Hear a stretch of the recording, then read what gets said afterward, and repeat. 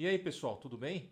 Começamos agora o TICCast, um podcast voltado para negócios e ciência. Meu nome é Luiz e hoje teremos conosco no nosso primeiro programa o Luiz Matos, da revista Extra Prensa. E aí, meu xará, tudo bem? Obrigado pelo convite, prazer estar aqui com você e toda a equipe. Obrigado. Hoje será um grande dia onde teremos a oportunidade de conversar com o Luiz sobre a sua graduação, sobre os trabalhos que ele está desenvolvendo e conhecer também um pouquinho da revista Extra Prensa. Bom, agora eu vou falar rapidinho, né, sobre o nosso convidado. Ele é formado em Administração de Empresas e em História. Tem especialização em Gestão de Projetos Culturais e Organização de Eventos. É mestre em Relações Internacionais, com ênfase em Política e Cultura. E agora está fazendo mestrado em Teoria e História da Arquitetura e do Urbanismo. Bom, Luiz, fale um pouquinho mais para a nossa audiência, né, sobre a sua trajetória de vida e também sobre as suas áreas de interesse e pesquisa. Pois não, aí vou tentar ser sintético, aqui eu tenho uma história um pouco fora do padrão, né? Eu iniciei meus estudos na década de 90 na área de administração de empresas, porque eu tinha interesse em trabalhar com gestão cultural, trabalhar no campo da cultura, né? E na época isso era um programa inicial, assim, não existia cursos, não existia uma formação muito específica na área. E a administração me possibilitava atuar em várias áreas, né, em vários campos, até que eu decidisse realmente se eu queria ir para a área da museologia, cuidar de uma instituição cultural, ir para a história da arte, enfim, eu tinha uma série de interesses que não estavam muito claros na época da minha primeira graduação. Terminando a primeira graduação, eu tinha interesse muito na área de teoria, né? A parte de história sempre me chamou muito a atenção. E eu vi que era um caminho mais fácil para eu conhecer a área cultural, né? Na época, gestores, administradores, pessoal que trabalhava em museus, muitos vinham da área de humanas, sociologia, história, museologia, artes plásticas, né? E a minha afinidade maior sempre foi com teoria mesmo. E na graduação, fiz a graduação em História na Universidade de São Paulo, né, na Faculdade de Filosofia, Letras e Ciências Humanas. Durante a minha graduação tive a oportunidade de realizar um estágio como bolsista durante toda a graduação na antiga Comissão de Patrimônio Cultural, uma comissão vinculada à Pró-Reitoria de Pesquisa e Extensão da USP, né, de Cultura e Extensão da USP. E lá eu tive contato com trabalhos ligados à memória, a levantamento bibliográfico de assuntos ligados à museologia, conservação e restauro e profissionais ligados à restauração, né? Eu comecei com um trabalho bibliográfico, levantando esse acervo nas bibliotecas universitárias da USP para uma série de cadernos que foram publicados na época. E através de um boletim. A ideia era reunir informações para especialistas da área de conservação, restauro, museologia, né? Isso me despertou interesse no campo do patrimônio. Terminando a graduação em História, eu tive a oportunidade de realizar uma pós-graduação no exterior em Política Cultural Internacional, Gestão em Artes, justamente focando no meu campo de interesse, que era patrimônio cultural, né? A gestão do patrimônio cultural, né? Como trabalhar, conhecer isso através das experiências na França. Foi em 2000, após um ano de uma pós-graduação lato sensu, retornei ao Brasil e fui conhecer o projeto do um centro de estudos de cultura e consumo da Fundação Getúlio Vargas. Lá eu atuei como pesquisador durante 3 anos, juntamente com o coordenador da área, professor José Carlos Duran, sociólogo, que tinha a FGV à época tinha um dos primeiros cursos de gestão de políticas culturais, uma formação lato sensu, né? E a partir daí eu fui para uma outra experiência profissional no Instituto Itaú Cultural, trabalhar no acervo documentação para organizar o acervo documental do Instituto, a memória institucional do Itaú Cultural e a criação do Observatório de Políticas Culturais, né? Isso até 2011, de 2007 a 2011. Nesse período que você esteve à frente, né, desse projeto no Itaú, o que você trouxe da sua experiência, da sua formação em administração e também de história, né? Porque história eu acho que é mais fácil da gente entender um pouquinho a influência, mas e da administração? Como que você usava isso no Instituto? Lá a gente tinha que trabalhar com a gestão de acervos, né? Com a gestão do centro de documentação, né? Então era mais a parte de organização, né? Eu não cheguei a atuar exatamente num cargo de administração, num cargo gerencial. Mas precisava desses conhecimentos. Precisava desses conhecimentos, né? E isso ajudou, sobretudo, quando a gente passou a gerenciar o projeto da criação de um observatório de políticas culturais, né? Pensar em planos, objetivos, né? Ação a médio e longo prazo, né? Junto com a coordenação do departamento, que era o departamento de documentação e referência, ao qual esse observatório estava vinculado, né? Então... Bom, nesse momento, né, quando você fala, né, que você trouxe a influência do seu curso de administração, e você também cita em algum momento que na época não tinham cursos, né, específicos com esse objetivo. Como que foi, né, na questão da administração? Você fala que nos outros cursos não tinha. Então, no caso, dava para perceber a diferença que por você ter esse curso, né, e as demais pessoas que trabalhavam provavelmente eram pessoas que eram mais apaixonadas pela área e não necessariamente tinham uma formação de gestão. Você percebia essa diferença? Não percebia? Como que era isso? De certa forma sim, porque a área da cultura, até os anos 90, a gestão cultural nessa época era algo, eu falo muito por São Paulo, né? Era iniciante, assim, não existiam cursos de formação como existem hoje, muitas opções, né? Tanto cursos curtos como cursos de lato sensu, né? Ou seriam cursos de especialização, né? E então a formação em administração, como ele é um curso coringa, ela possibilita você pensar a atuação em várias áreas. No meu caso, eu tinha sempre esse interesse em instituições culturais, né? O que é gerenciar um instituto, né? Uma fundação, um museu, né? Qual o instrumental? O mesmo instrumental que a gente usa para uma empresa, a gente pode usar, né, para o campo cultural. Então eu procurava essas ferramentas, eu procurava um pouco esse conhecimento para essa área, né? Na época que eu estava no instituto, lógico, eu não cheguei a desenvolver nenhum projeto, né? Eu participei de projetos que já eram decididos ou pensados pela coordenação da instituição. Sim. Né? Mas era um diferencial, né? Mas independente de desenvolver um projeto, né, quando você participa, a questão da administração está sempre presente, né? E talvez seja algo que a gente perceba mais no passado, mas ainda hoje, né? Uhum. Que tem muitas instituições acadêmicas, ou mesmo quando a gente fala de futebol, né? Quando a gente fala de qualquer outro tipo de atividade, né, tanto esportiva como cultural, que muitas vezes o problema da instituição é ter um corpo que ele não está preparado com relação a saber administrar o negócio e fazer o negócio ter continuidade, ele ser sustentável no longo prazo. Sim.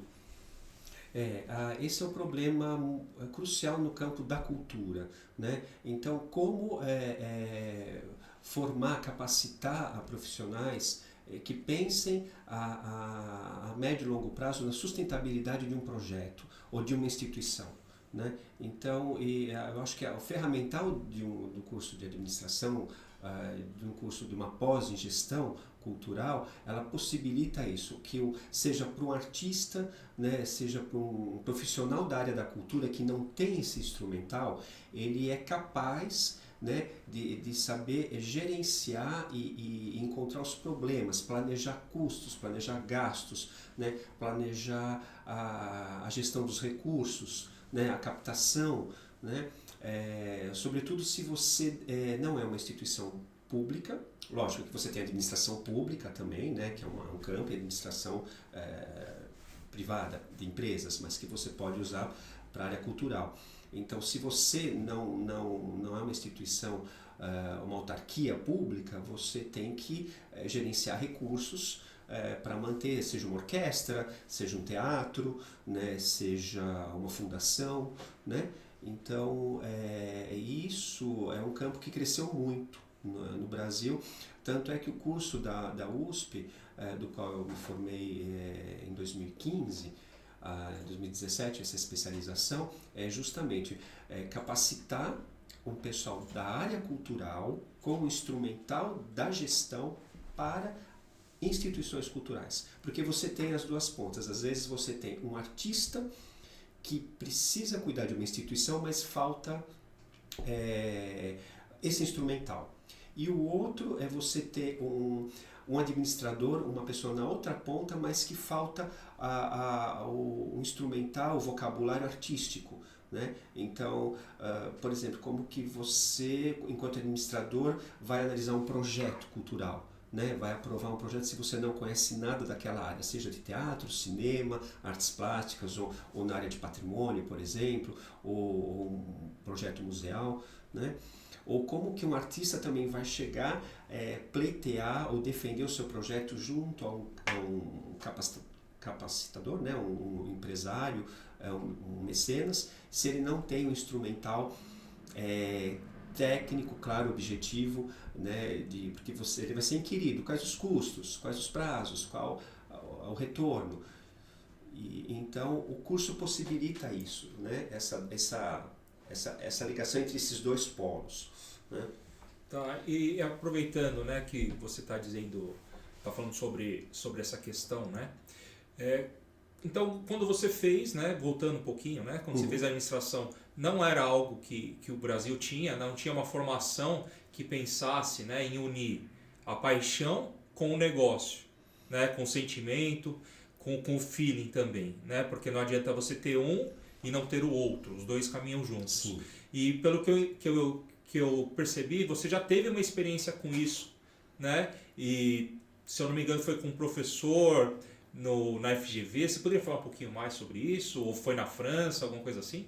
Sim, na verdade quando eu voltei em 2003 a 2003, 4, 5, durante 3 anos eu trabalhei junto ao professor José Carlos Duran, sociólogo da Fundação Getúlio Vargas, que era responsável por um centro de estudos de cultura e consumo, que justamente ele fazia estudos na área cultural, de consumo cultural, né, consumo de práticas culturais, né, do brasileiro.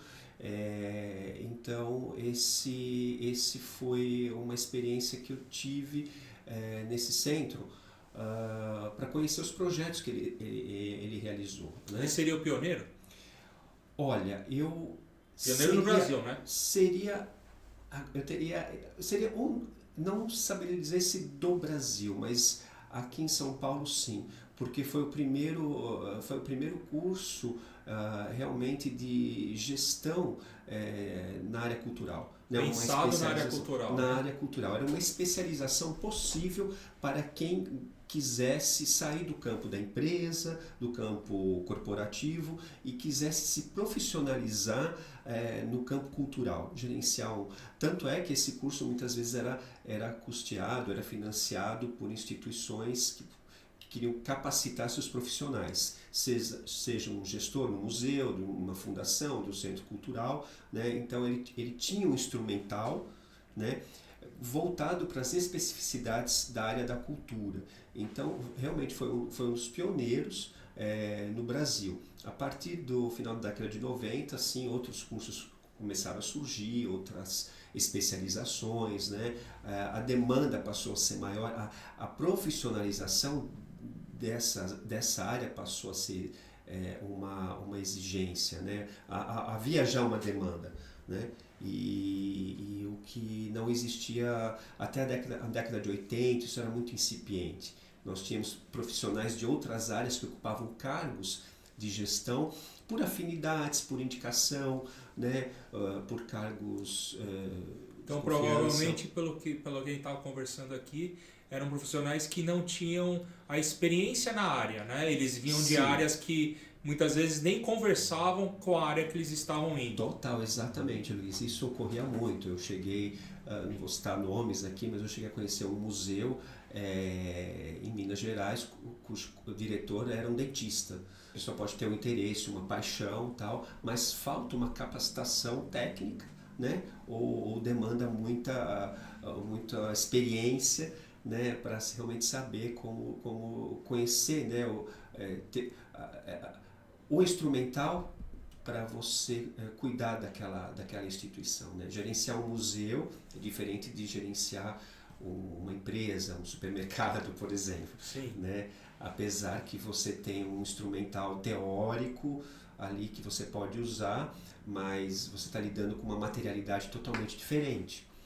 Né? Então, essa capacitação, felizmente o campo mudou muito, né? O campo aumentou, ampliou-se muito. Hoje nós temos especializações pelo Brasil inteiro, cursos de pós, cursos de mestrado, doutorado também, a pessoa pode escolher um tema e outros já trabalhar na área e fazer um estudo mais acadêmico ou mais prático. Então, felizmente o mercado se profissionalizou muito bem. Sim. Né? Bom, então agora voltando um pouquinho, né, que acabei te interrompendo, eu sou trabalho no Itaú, né? Então, assim, você estava trabalhando lá no como que era mesmo? No Centro de Documentação no e Centro Referência. de Documentação e Referência. Sim. Daí veio aparecer um projeto, foi isso? Na verdade, eu tinha, paralelo ao meu trabalho, eu tinha uma vontade de continuar um pouco no meio acadêmico, porque havia sempre um dilema. Às vezes, na academia, há a falta de um resultado mais prático, mais rápido. Né? A academia demanda muito tempo, pesquisa, reflexão.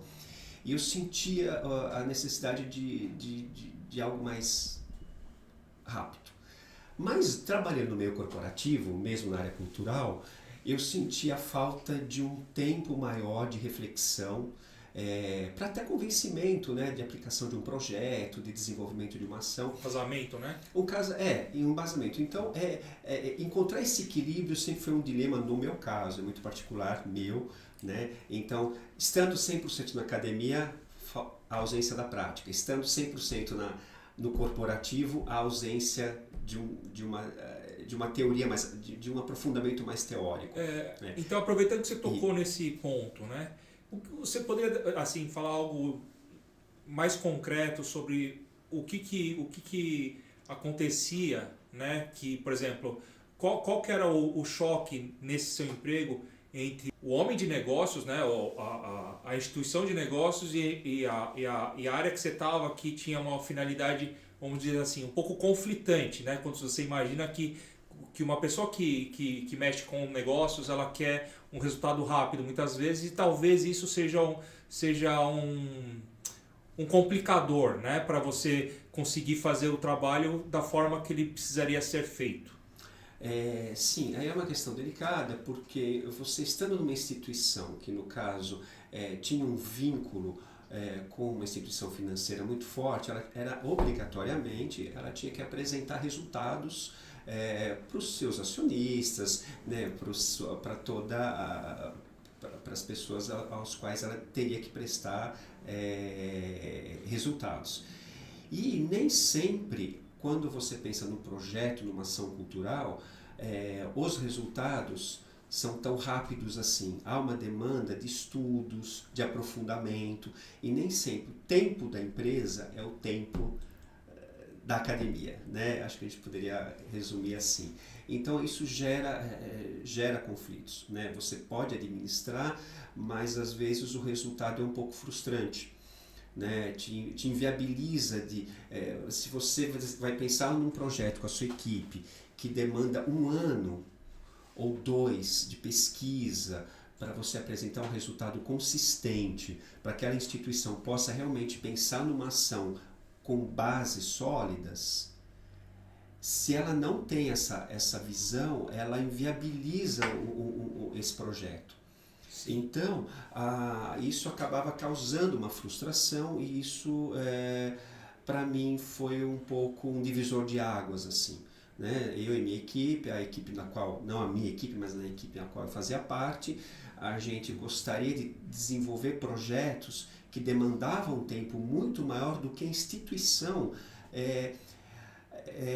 poderia nos oferecer, por pressões internas e externas, né? Então, isso foi um motivo frustrante para mim, após 7 anos de permanência na instituição, né? E por ter um objetivo muito pessoal também, né? Eu tinha questões que eu queria resolver, ou estudar, ou me aprofundar, que não era possível desenvolver ali na instituição, né? No caso, era um interesse específico nas políticas patrimoniais, né? As políticas de gestão para recuperação, revitalização e reuso, né, de estruturas de bens que a gente chama bens patrimoniais, né? Então eu queria estudar isso mais aprofundadamente, né? E voltei para a França para realizar um mestrado para conhecer as políticas culturais no campo da União Europeia, né, e as formas de gestão, de administração dessa área, né? Eu permaneci nessa pesquisa mais ou menos durante 3 anos, até 2014. Por questões pessoais, familiares, eu tive que retornar ao Brasil e então parei essa atividade e retomei a minha procura, a minha busca, né, por reativar meu campo profissional, reativar meus contatos, reativar, enfim, minha vida profissional aqui, né, novamente. Foi aí que eu conheci, né, eu tive a oportunidade de conhecer o CELAC, que é o Centro de Estudos sobre Cultura e Comunicação da América Latina. É um núcleo de estudos, um núcleo de pesquisa ligado à Escola de Comunicações e Artes da Universidade de São Paulo.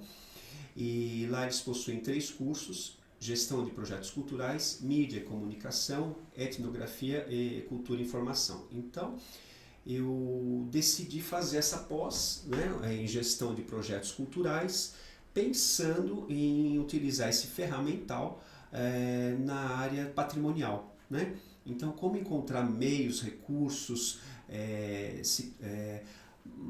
para gerenciar e autogerenciar um bem patrimonial, uma estrutura patrimonial. No caso, eu estou sendo bem sintético, tá? bem resumido, porque é muito mais amplo e complexo, até o uso dos termos é muito polêmico, mas grosso modo seria isso, né? Como a parte do poder público, por falta de recursos, né, sustentáveis para recuperação, para gerenciamento do patrimônio brasileiro, como se instrumentalizar, como que a gente pode gerenciar melhor os recursos e capacitar as pessoas para gerenciar esse bem? De que forma, né? Como obter recursos financeiros e gerenciar isso? Aproveitando que você está falando sobre isso, né? Eu estava dando uma olhadinha aqui na sua linha de pesquisa. Eu sei que você tem vários interesses, né? Mas pela conversa que a gente está tendo, né, me chamou a atenção que você se interessa por patrimônio cultural, né, e revitalização patrimonial. É isso mesmo? Sim, esse é o campo geral, né? Como eu havia dito, estava dizendo aqui, a formação, o gerenciamento no campo do patrimônio. O que me atraía? A questão da salvaguarda e da preservação, mas para isso há necessidade de recursos. Como obter e gerenciar esses recursos, né? Então eu direcionei sempre a minha formação, meus estudos para esse campo e acabei me direcionando para o patrimônio, por um aspecto do patrimônio como um todo, não como no escopo amplo do que a gente chama de patrimônio cultural, né? De patrimônio com importância histórica, cultural, para um povo, para uma sociedade, para um coletivo, né? Seja material ou imaterial, né? Bens, saberes, o que a gente chama de saberes e fazeres, né? E que é ligado por exemplo, o ato de você fazer um pote com uma pintura X, Isso tem uma importância para uma comunidade. Então, esse pote carrega em si um saber fazer, né? Uma ação de memória, né? Uma identidade de um povo. Então, como preservar isso e passar isso de geração para geração? Né? Tanto o saber fazer quanto a preservação do bem que foi feito. Né? E coincidentemente, nessa pós que eu realizei, eu fui direcionando meu trabalho para o patrimônio industrial. Eu resido num bairro em São Paulo chamado Moca, né, que tem um resquício da industrialização histórica, né, de São Paulo, muito forte, muito presente, sobretudo a indústria têxtil. Né? Então nós temos muitos exemplares que estão assim abandonados, são tombados, são protegidos tanto na esfera municipal, estadual e da União, mas que carecem de recursos, de investimento, aí por N fatores, né? Interesse público, interesse do proprietário, né? Políticas para a área e tal. Então, assim, você está falando, você está referenciando o bairro que você mora, a Moca, né? Que ela tem bastante importância, né? Como parte de São Paulo, né? Como um bairro bem tradicional, né? Então você diria assim, esse seria, no caso, o patrimônio cultural, né? Vendo uma parte. Né? E aí, como que seria a revitalização desse patrimônio? Né? Quais são as formas? Você falou algumas, mas assim, explica um pouquinho melhor para a gente quais seriam ideias para fazer uma revitalização patrimonial, pensando até em sustentabilidade, em como você manter. Porque, em uma conversa anterior que a gente teve, né? Você estava falando o seguinte, que é fácil ter um dinheiro e fazer uma reforma, mas depois que você fez a reforma, o dinheiro acabou. E quando precisar fazer outra? Como você consegue fazer algo que se sustente, né? Sim. Que se mantenha, né? Eu acho que seria o melhor termo. Então, esse é o pulo do gato, né? Como você, num sistema com prós e contras, né? No sistema neoliberal, capitalista, no qual estamos inseridos, né? Onde tudo tem que ter um resultado, uma rentabilidade, né? Para o bem e para o mal, né? Aqui eu faço um parênteses porque a questão da economia para a cultura sempre foi um tabu, né? A cultura é algo que não é gerenciável, mas ao mesmo tempo, tanto é que a gente fala de gestão de projetos culturais, não da cultura, né? Gerenciar a cultura é intangível. Né? Você não gerencia a cultura, mas você gerencia ações para manter essa cultura viva. E no caso do patrimônio, como você bem disse, Luiz, você tem por exemplo, uma igreja preservada, tombada, que ela recebe uma verba para sua restauração. Ela está lá prestes a ruir, então ela é restaurada. Ok, restaurou e reinaugurou, e cessa a manutenção, cessa a averiguação de riscos e tal.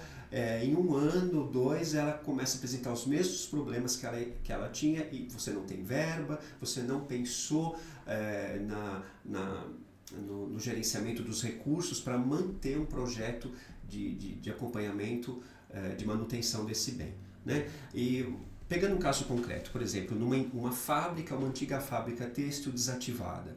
Então você tem aquele bem, seja pelo interesse do proprietário que quer manter aquilo em pé, ou ela, por ser um bem representativo da industrialização da cidade, com valor histórico que vai mostrar toda a história da ocupação do bairro. Aquela fábrica tem uma importância para a memória local, ela precisa ser preservada, então ela tem a chancela, ela é tombada, né, por alguma esfera, municipal, estadual ou federal, X.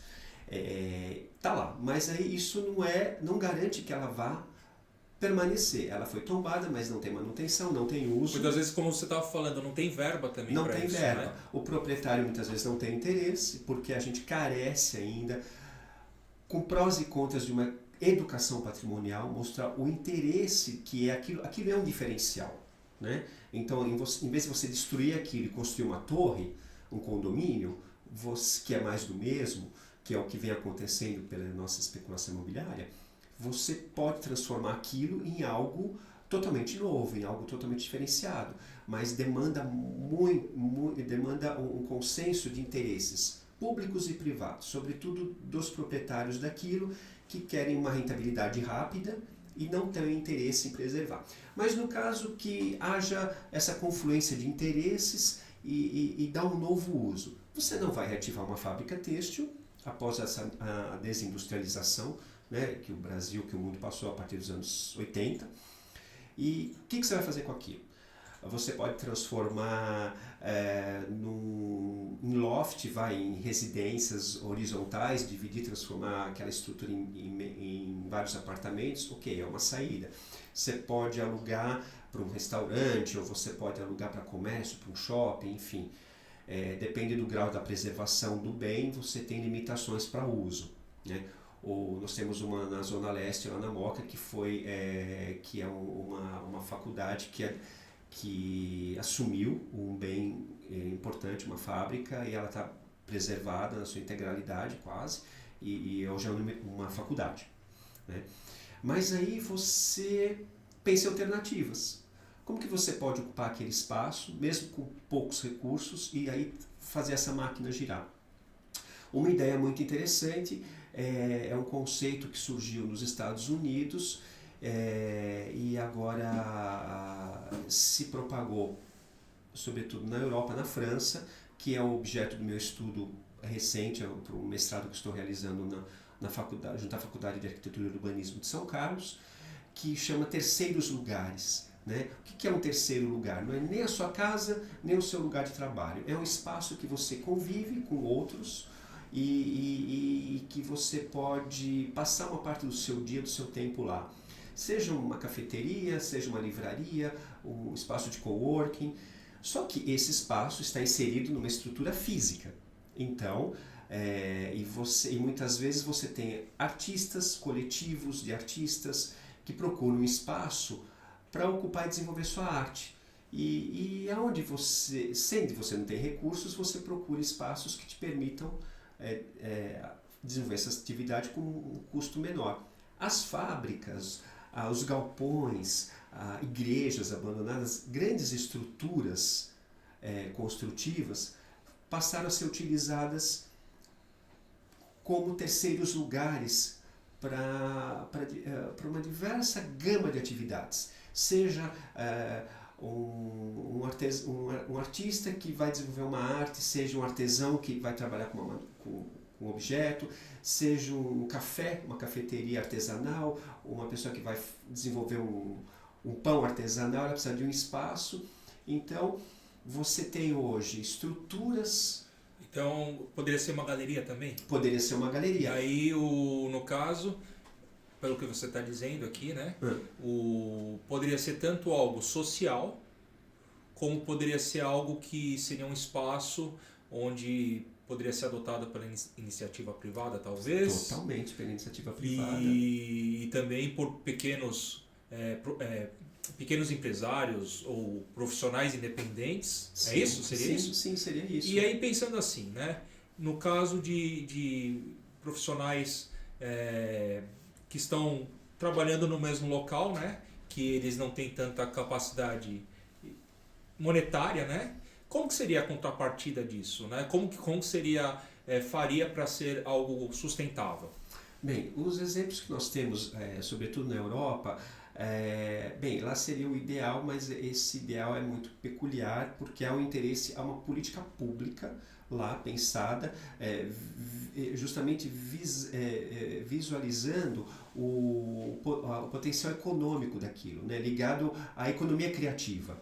Né? Então, por exemplo, você tem uma política pública que vai incentivar a ocupação de um determinado espaço, vai criar meios e formas, capacitar as pessoas para gerenciar aquele local, de forma que aquilo comece a se autossustentar. Mas você tem um aporte público, você tem um aporte da coletividade, seja do município, onde aquele bem está inserido, né, e do governo, que seria do governo federal, né, no caso da França, que dá um aporte para aquele bem se manter. Mas a gestão é feita pelo local, é feita pelos coletivos, é feita pelas pessoas que ocupam aquilo. Então você tem artistas, você tem galeristas, você tem restaurantes, você tem livrarias, né? Então o que essa ocupação comercial ou artística nesses espaços gera,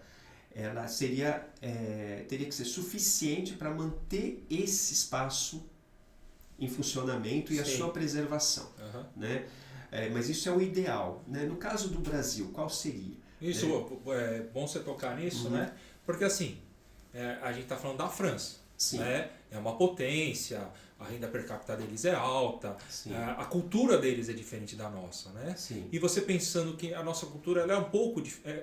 ela é muito diferente da França. Né? Eu diria até que a nossa cultura está mais atrelada aos Estados Unidos. Né? Então é uma visão diferente. Né? Como fazer esse modelo dar certo também no Brasil? Então, aí é a grande questão. Né?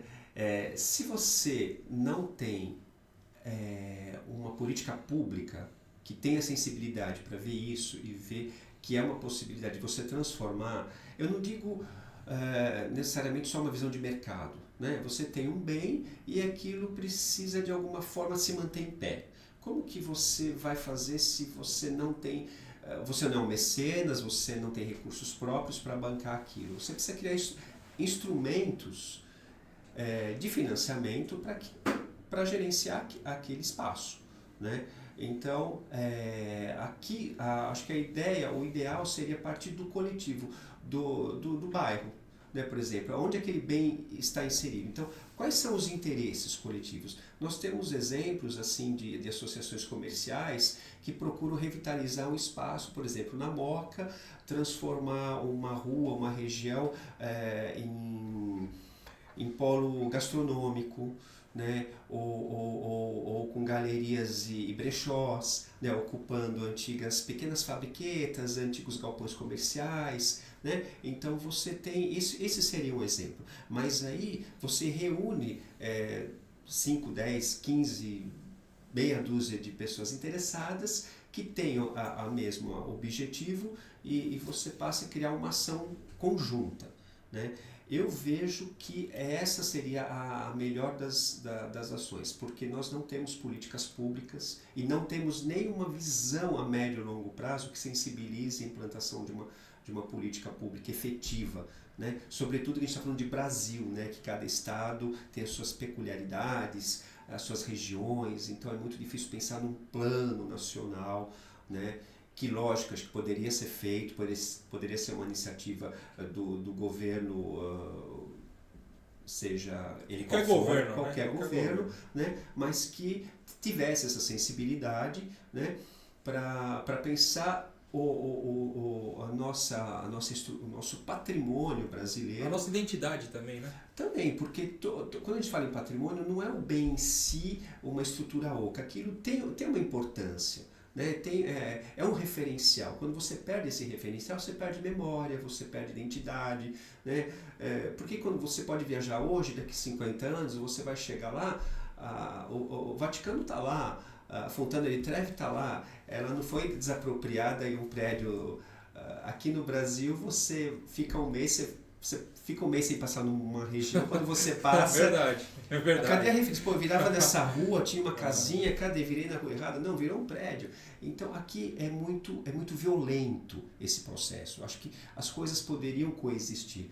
Mas como você citou, a gente vem num modelo que se aprofundou muito nesse modelo norte-americano, da inovação, da mudança, do novo, né? E nem sempre o novo é o melhor, né? É o melhor.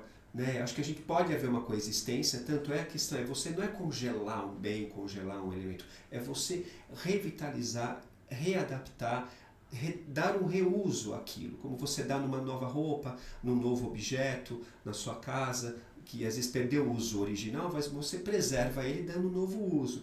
Então, por exemplo, o espaço de uma fábrica, que a gente não está falando de uma casa de 60, 80 metros quadrados, mas de espaços com 20, 30, 80 mil metros quadrados, então você tem uma gama de uso enorme, né? Que se tivesse o interesse do poder público e privado, você poderia desenvolver ações incríveis, assim, né?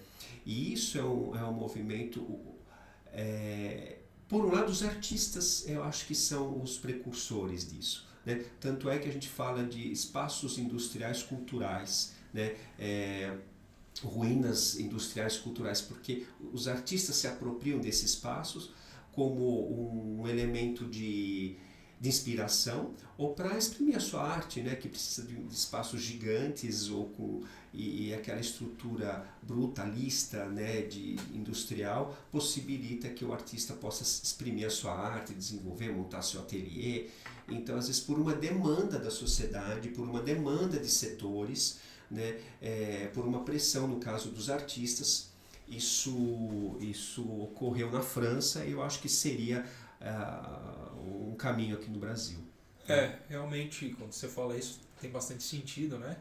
Porque hoje a gente vê que com a construção de prédio, né, a gente perde muito a característica do bairro, né? Ele começa, um bairro ficar muito parecido com o outro, né?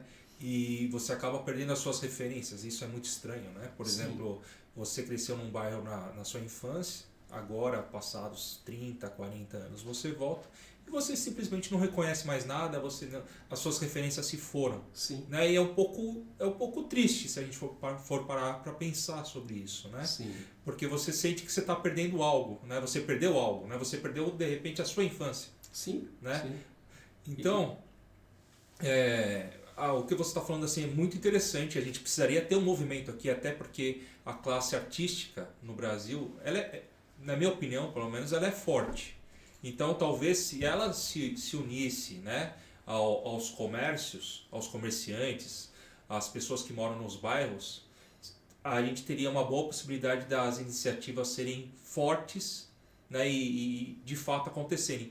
Porque, de novo, infelizmente no Brasil, né, a gente não tem muita garantia de nada, né? Então, quer dizer, esperar que a gente vai desenvolver uma política, né, que dê suporte a isso, a gente está esperando há muito tempo.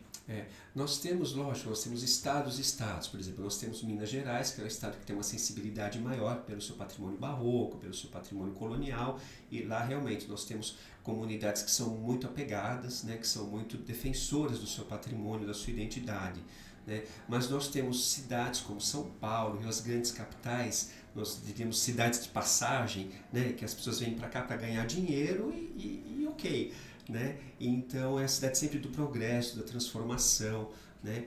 E aí são muitas questões, né? A gente poderia debater por um longo tempo questões mais específicas. Um exemplo clássico, assim, quando a gente fala em preservação, as pessoas ficam em pânico, porque parece que a ideia do congelamento, a casa vai ser tombada, não vou poder vender, não vou poder fazer nada, não, vou destruir isso. É verdade. Né? Então isso é fruto de um grande erro de comunicação, de falta de... a gente nem condena, não condena o proprietário, não é uma visão preconceituosa, mas é a falta de conhecimento mesmo dele, do proprietário, saber que aquele bem tombado é um diferencial, vai ter um valor que é único, né? E que ele pode sim... E também é um legado que ele está deixando. É um legado e outra. E também o próprio, não podemos eximir o poder público, que também incorre em erros, né? A forma é muito engessada da preservação, então, por exemplo, você não tem abatimento de impostos, de IPTU, então o proprietário tem que arcar com uma série de regras que não tem incentivo, não tem incentivo. Então, quer dizer, por isso que é importante você ter uma política pública que ajude, sabe, as duas mãos elas precisam ser dadas. Poder público ir lá, o proprietário, e falar, olha, eu tombei o seu imóvel, mas está aqui, vou ajudá-lo a recuperar. E o proprietário fala, olha, poxa, obrigado, eu quero recuperar isso, mas sozinho eu não consigo. Né? O poder público tomba e lava as mãos. Não estou generalizando, né? Tem casos e casos, são centenas de municípios nesse país, então cada um com o seu departamento de patrimônio. Alguns estão mais avançados, outros menos. Outros têm exemplos, né, interessantes. E pelo jeito que você está falando, a maioria dos estados que não estão tão avançados são os maiores, né? São as maiores cidades. São as maiores acabam cidades. Se preocupando menos com essa questão. Com essa questão. Teria a ver com turismo ou não? Não teria a ver com turismo essa questão?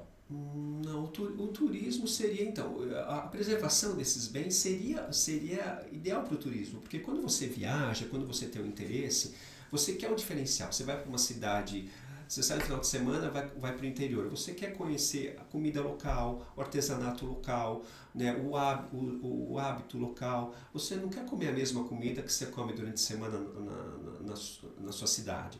Né? Se você não preserva aquilo, se aquilo vira o mesmo que você encontra na sua cidade, perde o interesse. Você não precisa mais viajar, né? Você não precisa Todo mais lugar viajar. que eu vou é igual. É igual, né? Então, daí o interesse em investir cada vez mais na preservação da memória, né? Seja ela ou no patrimônio, seja material ou imaterial, né? Preservar um saber. Ó, por que você quer ir para Minas? Eu quero comer aquele pão de queijo, eu quero conhecer aquele doce de leite que só é feito lá atrás daquela serra, não sei das quantas. Porque aquilo foi preservado. Mas como? Teve um incentivo? Né? A associação comercial local profissionalizou aquela família que produz aquele doce de leite há 100 anos para otimizar sua produção, e se aquela família morrer, o doce não morrer junto. Quer dizer, acontece muito isso. Né? Então, como perpetuar, né, um saber, um fazer, e como que transformar aquilo num recurso, né, para a comunidade e para a preservação daquilo. Né? Não o turismo de massa, totalmente fast food, assim, né? Aquela coisa extremamente massificada que destrói o bem, acaba destruindo em vez de preservá-lo. Né? Então tem um equilíbrio aí que é difícil hoje de encontrar. Sim. Porque, infelizmente, o empresário, as pessoas querem rentabilidade. O interesse econômico é muito forte. É, né? Muito forte, né? Então sacrifica o bem né, por conta do interesse. Mas eu noto, felizmente, mudança, eu noto pessoas muito mais sensibilizadas, né? Gestores ou comunidades procurando, tendo interesse em preservação, tendo interesse nessas questões. Né? Justamente aquilo que você falou, é o diferencial. Né? Mas eu acho que o problema maior está nas grandes capitais. Né? A gente tem a questão da gentrificação, que é você também tirar o habitante local, você transforma tudo aquilo transforma aquela culinária, aquela região em algo tão especial que só pessoas com poder aquisitivo alto vai usufruir daquilo, e você exclui o habitante local. Sim. Então esse é outro problema. Esse é um grande problema. Esse é um grande problema. Sim. Bom, então vamos aproveitar, né? Vamos falar um pouquinho da revista Extra Prensa, que a gente, pelo meu entendimento, tem tudo a ver com o que a gente está conversando, tá? Então aqui só para a nossa audiência, né, ficar a par de como é a revista Extra Prensa, como é a forma que ela pensa as coisas, ela trabalha as coisas. Eu vou ler aqui um pouquinho, né, que fala sobre a Extra Prensa, né, o que ela busca. Né? Então a revista Extra Prensa, que é onde você é editor assistente, né, é a publicação de produção científica nas áreas da cultura e da comunicação no Brasil e América Latina. Né? Esse é o foco. Sim. Abrangendo temas como a diversidade cultural, cidadania, expressões das culturas populares, artes, mídias alternativas, epistemologia. Para quem não sabe, é a filosofia que estuda como o conhecimento é obtido, suas fontes e sua validade. E metodologia em cultura e comunicação. Sim. Certo? E aproveitando, né?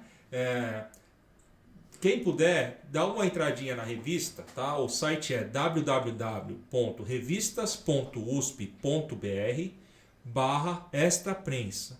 Lá tem muito artigo interessante que fala de vários temas que nós abordamos aqui, entre muitos outros. Então é uma revista muito rica, né? Que vai ajudar vocês a entenderem um pouco mais das dificuldades, né, que a gente enfrenta, né, o Brasil enfrenta quando se fala de patrimônio histórico, quando se fala de cultura, né, entre outras questões, né, que a gente está conversando aqui.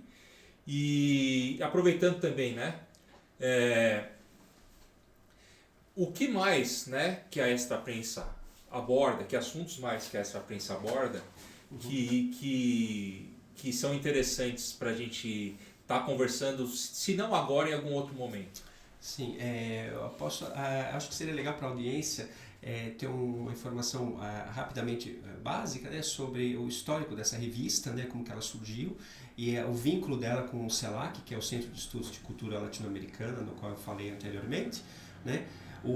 A revista Extra Prensa, ela é uma publicação científica, né, dentro do escopo das revistas científicas da Universidade de São Paulo, né, dos periódicos da Universidade de São Paulo, né, e ela foi... o coordenador geral é o professor Denis de Oliveira, o jornalista, coordenador do CELAC e professor de jornalismo da Escola de Comunicações e Artes, né?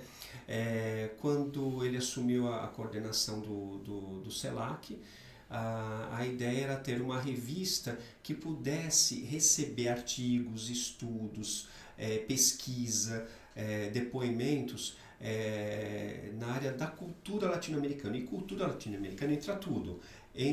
Por exemplo, entra memória, entra patrimônio, entra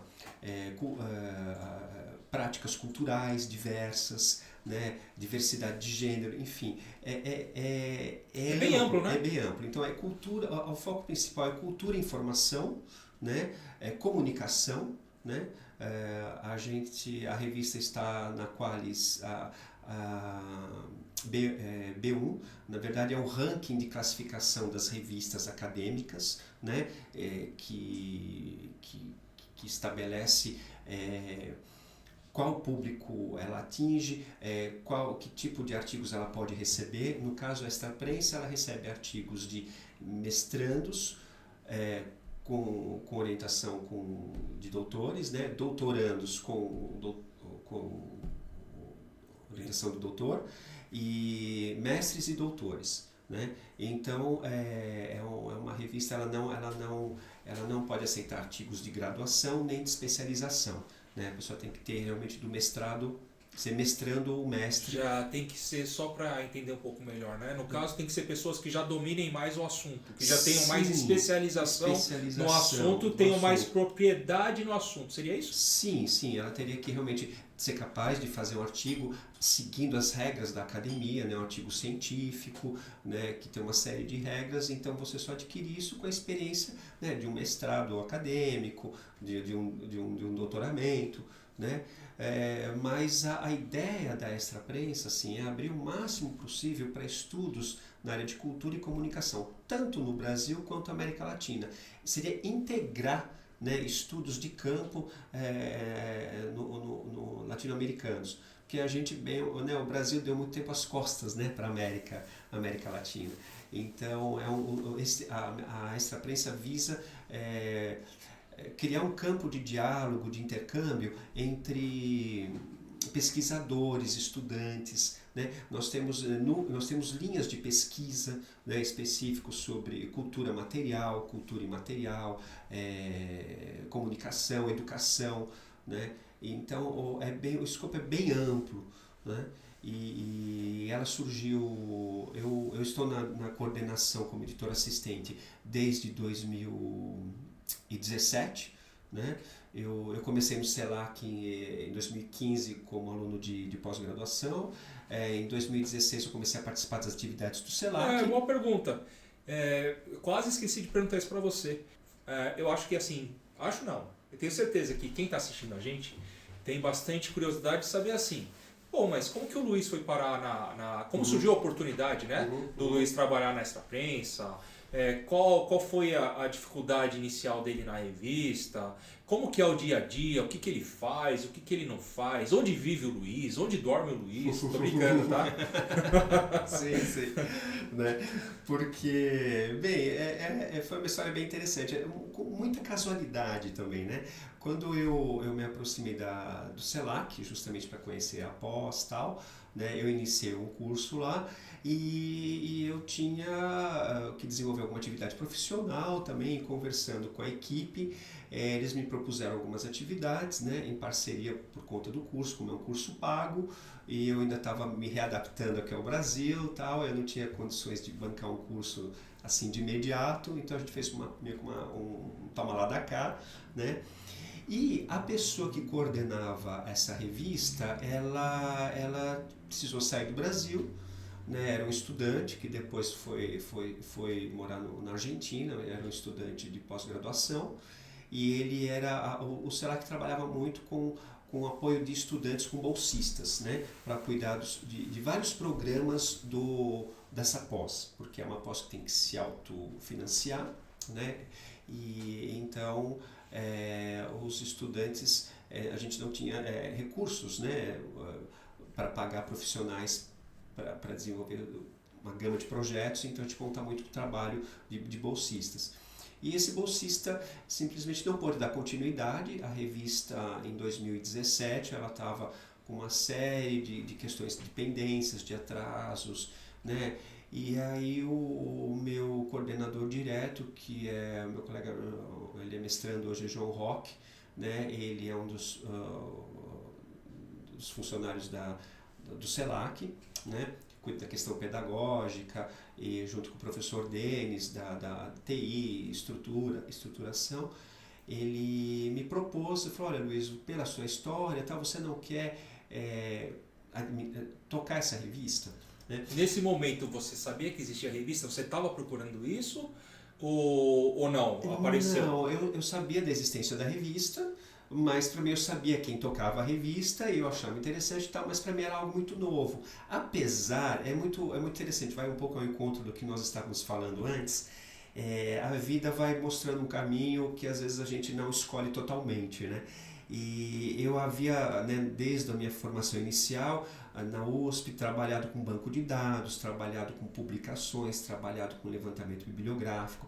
Então, eu já tinha, e por ser seguido o curso de História, eu já tinha uma familiaridade com o artigo científico, com a escrita científica, com as normas, né, que a gente tem que seguir de citação, de referenciamento e tal. Então, não era algo totalmente novo para mim. Então, quando foram explicando, você viu que era algo bem natural até. Era natural. Que estava casando, toda a experiência que você teve, assim, não foi pensado para isso, mas acabou casando com o que seria o seu trabalho na revista. É mais ou menos isso? Mais ou menos. Tem os dois lados. Teve esse lado e teve o lado novo mesmo, né?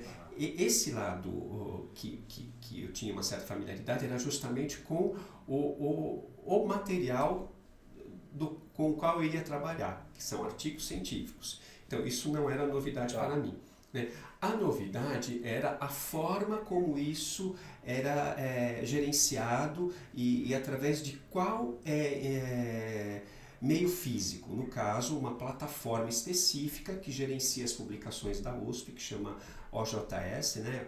Open Journal System, né? Que é um sistema de gerenciamento das revistas, é uma plataforma que demandava um conhecimento técnico. Então você está dizendo que a USP utiliza o OJS. O OJS, ela usa esse programa, ela tem uma assinatura desse programa para gerenciar todas as revistas da Universidade de São Paulo, segue o mesmo padrão de alimentação de dados e recuperação de dados para os seus artigos, de forma que facilite, né, a consulta, a troca, então um padrão único, né?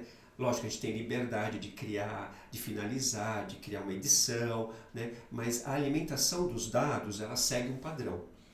E esse padrão é uma plataforma que demanda um certo conhecimento tecnológico, né, informática, do qual não tinha. Então, eu fui, diria, educado, instrumentalizado, eu fui treinado para trabalhar com esse OJS, esse programa. Então, acho que esse foi o mais difícil para mim, assim, o mais até, né, administrar, porque na verdade a nossa equipe é muito pequena, né? Então, e como era uma revista que não tinha uma qualidade, quer dizer, ela não é uma revista nível A, nível 1, que demanda uma série de regras para você submeter e publicar artigos, as exigências eram menores, então isso possibilitou com que eu me adaptasse aos mais trabalhos. Tranquilidade, vamos dizer assim, né? Teve um pouco menos de pressão. Sim, a gente tem obrigações, né? No caso a revista ela tem que publicar 2 edições anuais, né? É uma revista semestral,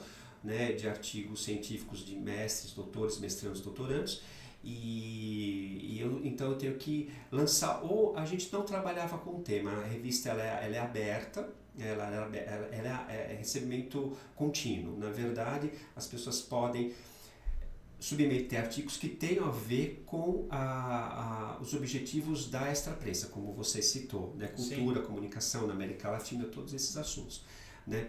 E então eu faço a triagem desses artigos, eu recebo esses artigos, vejo se está de acordo com as normas editoriais da revista, espaçamento, quantidade de linhas, padronagem, resumo, palavra-chave, bibliografia, Você faz a revisão também? Faço, no começo eu fazia também um pouco mais essa revisão, e as normas da ABNT, né, Associação Brasileira de Normas Técnicas, né, e então, havendo problemas, eu reenviava esse artigo para o autor, e esse artigo passa por uma avaliação por pares, por 2 avalistas incógnitos, né, que vão dar seu parecer se o artigo está ok ou não, se precisa de revisão ou se ele não tem a ver e é negado. Sim.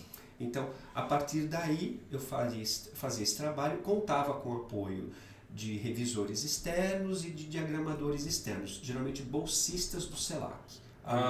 Alunos de mídia e comunicação que trabalhavam com designer gráfico, com editoração. Eles faziam por amor? Sim, eu diria as 2 coisas, faziam por amor e porque eram bolsistas, né? Então eles tinham que colaborar, né? Senão perdiam a bolsa. Entendi. Né? Mas sim, mas a gente passou também a contratar externo, né? Um casal de revisores e documentaristas que faziam a revisão. Então assim, só para recapitular aqui, você chegou a fazer todo o processo, mas depois as coisas foram ficando muito intensas, né? Porque é muita atividade, né? Sim. E aí, aos poucos, você conseguiu passar uma parte do que você fazia para empresas terceiras, né? Sim. E cuidar de outros assuntos que provavelmente devem ter relação com a estratégia da revista. Da revista. Foi então que, né, a partir de 2019, a gente obteve o financiamento da Universidade de São Paulo, o Sistema Integrado de Bibliotecas da Universidade de São Paulo.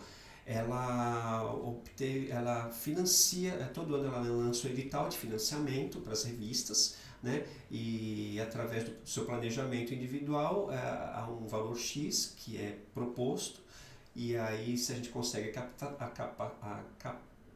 captação desses recursos, a gente consegue contratar um profissional ou uma empresa, né, que faça esse trabalho. Então isso foi um grande alívio, porque isso aumentou muito a qualidade da revista, né, dos trabalhos editoriais. Né? Então, no caso, a gente fez essa parceria desde 2019, nós temos a parceria com a TICNET, né, que cuida do processo editorial, de revisão, diagramação e publicação, né, porque eu fazia todo o processo também de publicação pela plataforma, administrando o OJS. E essa fase também hoje em dia é realizada pela empresa. Isso facilitou muito, ajudou muito o nosso trabalho, né? Agilizou demais também, né? Então isso foi um grande facilitador. Os desafios hoje eu vejo assim, ampliar aonde a revista chega, né? Ampliar o seu campo de ação, ampliar a sua... fugiu a palavra agora, ampliar alcance? O seu alcance, né? Então seria isso, ampliar o seu alcance. E outra coisa, nós trabalhamos com indicadores, né? Indicadores de qualidade, indicadores que vão atingir públicos específicos, né? Desculpa interromper. Com relação aos indicadores, eles estão atrelados à verba ou não? Não. Os indicadores a gente pode escolher aqueles que têm a ver com o perfil da revista, né, que vão, na verdade, otimizar o alcance dela para públicos ou nichos específicos. Né? No caso, como é uma revista de estudos latino-americanos, eu tenho indexadores que trabalham com um conjunto de periódicos, um conjunto de bancos de dados, que gerencia bancos de dados de publicações latino-americanas. Né? Pode dar um exemplo, com o seu público, né? Com o meu público, Latindex é um deles, agora fugiu o nome aqui de outra... enfim, nós temos indexadores especializados em gerenciamento e ampliação, em replicação dos dados para um público maior, mais latino-americano.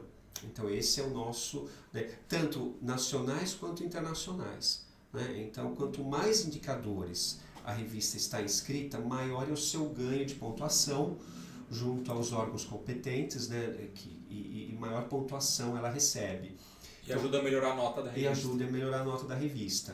Tá. Então, o desafio hoje é prospectar indicadores que tenham a ver com, que casem com o perfil da revista, que possibilitem que a gente otimize essa capacitação, né, essa abertura, esse contato maior com outras instituições, né. Eu falo latino-americanas, mas também no mundo espanhol, luso, né, porque a nossa revista é publicada, ela recebe artigos em inglês, espanhol e português, são 3 línguas, então todo o mercado, todo o campo institucional hispânico, né, educacional, acadêmico, né, da América Latina, da Espanha e outros países. E pensando agora, né? Se você for pensar, fala da América Latina, fala do Brasil, né? Só que assim, se você for pensar, né? Outros países da Europa, mesmo países que nos colonizaram, né? Até com países que têm grande influência pra gente, né? Como China, Estados Unidos, eles também fazem parte da nossa população, né? Então, teoricamente, eles têm a ver com o assunto, né? Porque grande parte da nossa população vem de outros países. Ah, sim, né? Na verdade a gente fala latino-americano, mas aí é um grande cesto. É meio complicado, né? É meio porque complicado. Latino-americano de verdade tem poucos, né? A gente é bem... É bem amplo, né? Esse campo, por exemplo, a gente fala hoje um tema muito comum é a decolonização, né? Estudos decoloniais, né? Que trabalham na perspectiva local. Então, por exemplo, você tem profissionais, estudantes, acadêmicos africanos, né, que estudam questões através da sua teorização, né, sem influência, né, não precisa passar por uma concepção teórica, conceitual de um país europeu, por exemplo. Então, como pensar a decolonização de estudos na área da cultura, né, decolonização que a gente fala, né, pensando Portugal, Espanha, né, ou África também. Então a gente recebe artigos, a gente pode receber artigos de todas as partes do mundo, né. Se tiver sentido para a revista, se vocês vão estar publicando. Sim. Nós publicamos uma edição recente que trata de imigrantes latino-americanos na Europa, né? Como que é interessante. O caminho inverso, né? O caminho inverso. Então, como que é um imigrante latino-americano brasileiro na China, na Austrália, no Canadá, né? As dificuldades, os problemas, como que eles se enxergam, né? Qual a questão dessa identidade, né, deles como latino-americanos em países tão diversos, né, como China, Austrália, né, Nova Zelândia. Então também faz parte. Ela não é estritamente 100% só para... Né? Então, mas ela está aberta, né, para toda essa gama de estudos decoloniais, né, estudos latinos, né, parceria com outros centros de estudos latino-americanos que existem na França, em Portugal, na Espanha, na Alemanha, né. A gente procura fazer parcerias com universidades que têm centros de estudos similares ao nosso, né? E, por exemplo, na Alemanha, né, que tem interesse em estudos acadêmicos sobre o Brasil, sobre a América Latina. Então a ideia é otimizar esses contatos, mas é um trabalho realmente que demanda prospecção, um contato, e tempo também, uma troca, e tempo. Então você tem que cuidar da recepção, da avaliação, né, do encaminhamento desses artigos, receber esses artigos que foram aprovados, e aí dar um encaminhamento à empresa que vai fazer a parte da revisão e da editoração, acompanhar o processo até a publicação. Então é um trabalho realmente longo, e às vezes você fala, são 10, 15 artigos, mas o tempo... vai e volta, né? Vai e vem, desculpa, né? Vai, vem, volta, não sei o quê. É um processo que toma muito tempo. Então, assim, foi interessante porque eu acabei assumindo esse trabalho, né, em 2017, e me identifiquei muito, assim. Eu já tinha essa facilidade com o trabalho acadêmico, né, e hoje é a minha principal fonte de renda, né, como editor científico. Paralelo a isso, hoje eu tenho essa outra pesquisa ligada ao mestrado acadêmico que eu resolvi retomar, né, e que as coisas se casam. Aquela questão que você colocou inicialmente, nada foi perdido, assim, porque nós, por exemplo, publicamos uma edição sobre economia da cultura, né? Então a gente vai trabalhar com a questão da gestão da cultura, com a administração, né? com a economia criativa, né? Como que isso é pensado no Brasil, independente na das América Latina. matérias, então assim, elas acabam se relacionando e acabam caindo como um tema que essa prensa aborda. Sim. Porque assim, não são fatores impeditivos, na verdade são fatores que têm sentido, né? Sim. Por exemplo, dando um exemplo aqui, lógico, se a gente recebe um artigo muito específico, de arquitetura, por exemplo, a arquitetura das senzalas das fazendas, né, do interior de São Paulo. Então, um estudo muito teórico, muito ligado a questões arquitetônicas, a estilo, a concepção construtiva. Lógico, isso é um artigo para uma revista da área da arquitetura ou da engenharia. Mas se tem um estudo sobre quanto à memória, a questão da salvaguarda do patrimônio, da memória de uma senzala de engenho, como isso impactou no processo de anulação, né, da identidade do negro, da questão do escravismo no Brasil, sei lá, N questões que pensam em cultura, né? Lógico que tem a ver com o tema da revista, porque, né, a gente trata essas questões, né, de opressão, né, seja de gênero, seja de não se fala hoje de raça, mas a gente, né, de diversos, de etnias, né, seja indígenas, seja de povos africanos, né? Então, isso tem a ver, então, porque há um artigo que trate sobre a preservação da memória de uma senzala, né, de um engenho, esse exemplo que eu dei. Então, tem a ver com entraria normalmente na nossa revista. Entendi. O que nós passamos a fazer, o que eu não falei aqui pontuando, foi criar dossiês, né? Então, além dos artigos que a gente recebe espontaneamente, dos mais diversos temas, né, a gente pensa num dossiê, então, para direcionar os autores a escreverem sobre aquele tema. Por exemplo, né, essa questão dos imigrantes, né? Então todo mundo que está pensando ou escrevendo sobre imigração latino-americana, eu tenho a revista Extra Prensa, está com um dossiê aberto para esse tema, eu vou mandar para lá, né? Então isso facilitou muito o nosso trabalho também. Ah, sim. Por exemplo, a revista que está com chamada, que está em processo de produção agora, tem um tema sobre o discurso na e sobre a América Latina. Então, como a América Latina se vê, né, enquanto identidade, enquanto América Latina, né? O que ela escreve, como ela se pensa, né? Então a gente resolveu lançar um dossiê sobre diversos aspectos, né? Discursos na e sobre a América Latina, né? Por exemplo, outro tema, cultura e trabalho escravo, exploração da mulher negra, sei lá, estou citando temas assim aleatórios, né? A questão das mídias sociais, né? Então tem vários temas que a gente pode tratar direcionando a pesquisa, né? Direcionando o recebimento de artigos. Como dossiê, né? Como dossiê. É legal, porque às vezes dentro da edição ele não cabe, mas aí você faz como dossiê e aí você consegue um material bem rico, sim, que não poderia estar sendo aproveitado dentro da edição, mas assim, que faz muito sentido como dossiê, né? E é rico também.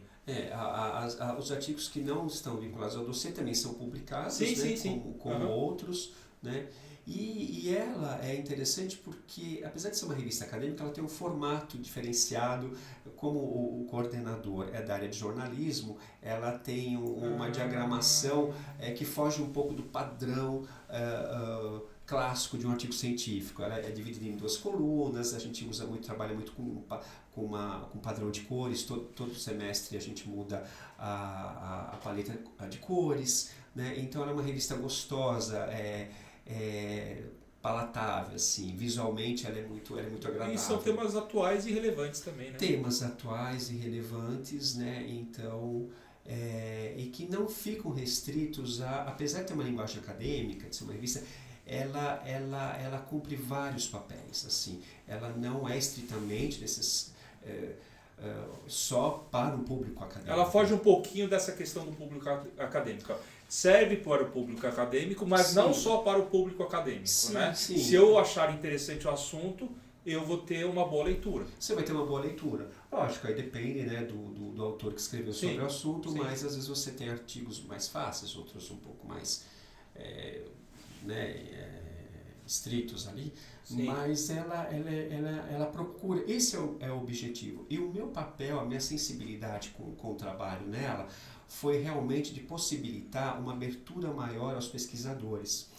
Porque, convenhamos, como é uma revista científica, ela tem que cumprir regras. Muitas vezes, se a gente levar as regras ao pé da letra, a gente exclui trabalhos muito interessantes que estão no início, trabalhos que potenciais, que precisam apenas de um pequeno refinamento. Né? Você ajuda eles, no caso? No caso, eu ajudo. Você conversa com ele e fala assim, olha, o tema tá bom, mas poderia ir para esse caminho, desenvolver mais isso, seria isso? No retorno, sempre num retorno. Lógico, se eu identifico algo muito fora do padrão, aí eu tenho uma conversa com o autor, mas se eu recebo um parecer que gera dúvidas, que ao mesmo tempo falo, poxa, eu consulto um terceiro parecer, né, um parecerista, né, e dependendo do retorno, eu tenho uma conversa com o autor e falo, olha, esse ponto, tudo bem, o parecerista negaria o seu artigo, mas ele apontou uma série de coisas que se a gente melhorar, então eu gostaria que você entende que é relevante, tem potencial para a revista, sim, se ele trabalhar da forma que vocês estão pedindo, você consegue colocar na revista, sim, e vai contribuir para a revista, não é simplesmente mais um artigo, sim, é algo que vai fazer diferença. Que vai fazer diferença, porque o importante, assim, eu vejo a pesquisa científica, a pesquisa acadêmica, é um trabalho muito solitário, eu falo porque agora eu estou nesse papel também novamente, né, enquanto discente, né, mestrando.